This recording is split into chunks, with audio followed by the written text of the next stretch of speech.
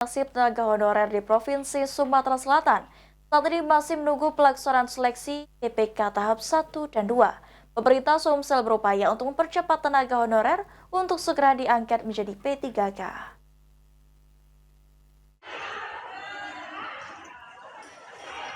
Menurut Sekda Sumatera Selatan Edward Chandra, kondisi tenaga honorer di Provinsi Sumatera Selatan saat ini masih dalam tahap menunggu pelaksanaan seleksi pegawai pemerintah dengan perjanjian kerja P3K tahap 1 dan 2. Meskipun begitu, pemerintah daerah terus berupaya untuk mempercepat proses seleksi agar tenaga honorer yang memenuhi syarat dapat segera diangkat menjadi pegawai negeri sipil dengan perjanjian kerja. Seleksi P3K tahap pertama dan kedua ini sangat penting bagi tenaga honorer yang sudah lama mengabdi, sehingga mereka bisa mendapatkan kepastian status kepegawaian. Dengan adanya seleksi ini diharapkan para tenaga honorer di Sumatera Selatan dapat memiliki peluang yang lebih luas dan besar untuk bergabung dengan aparatur sipil negara ASN dan memperoleh perlindungan hukum serta berbagai hak lainnya yang diberikan kepada pegawai pemerintah.